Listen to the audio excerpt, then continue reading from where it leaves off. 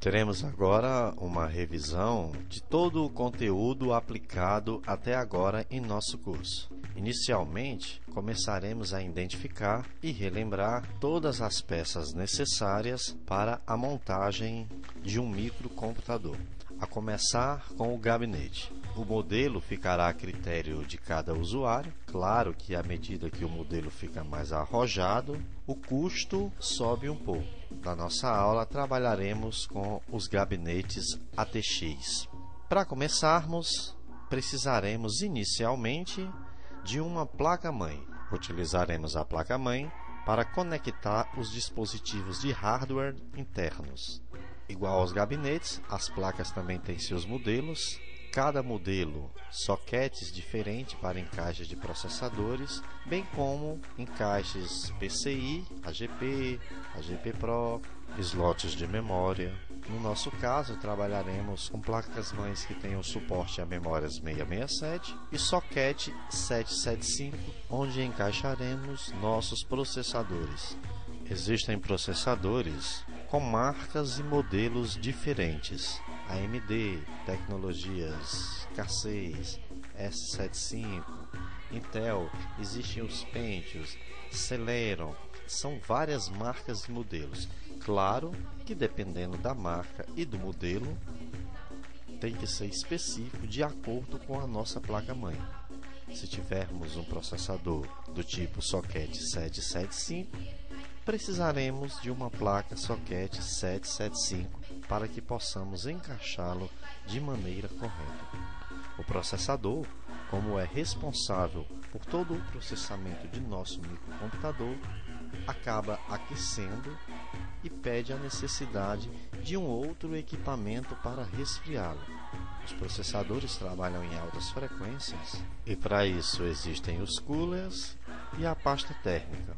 Os coolers têm a finalidade de esfriar o processador para que ele se mantenha com uma temperatura razoável, evitando que o microcomputador venha a reiniciar ou até mesmo danificar o processador. Aqui nós temos alguns modelos de memórias 667, memórias DDR400, memórias DIMM, memórias DDR800. Então, a memória também ela vai depender do tipo de placa-mãe.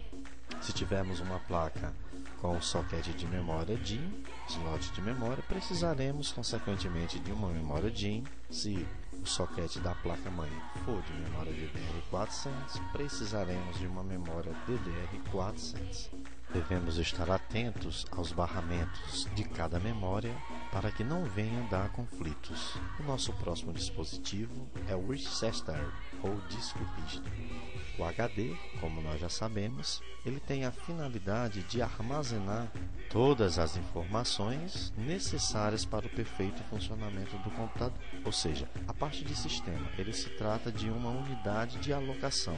À medida que nós vamos instalando o sistema, os drives, colocando os nossos arquivos, todas essas informações ficam armazenadas em nosso HD. Existem as tecnologias SATA, IDE, SCSI, existem adaptadores para fazer essa conversão. Aí nós temos os padrões IDE, a gente pode ver as conexões, entenderemos tudo isso na prática. O interessante aqui é sabermos a finalidade do HD. Também um outro dispositivo, que é o drive de CD ou de DVD, que pode ser interno ou externo, com a mesma tecnologia dos Winchesters, podendo ser os mesmos SATA, IDE ou SCSI, como já falamos. O que vai diferenciar esse caixa, logicamente, serão os cabos, que nós veremos mais na frente. Um outro dispositivo é a fonte de energia. A quantidade de dispositivos que tivermos inclusos em nosso microcomputador, maior se faz a necessidade de uma fonte mais potente. Logo em seguida, teremos as placas de expansão, que dará ao nosso computador uma maior capacidade gráfica para a execução de jogos e filmes que requerem um dispositivo desse tipo. Essas placas podem ser PCI, AGP, que serão encaixadas nos slots da placa-mãe. As placas de som podem ampliar um pouco o poder de áudio do microcomputador para quem trabalha com edição de áudio ou que quer um áudio de maior qualidade.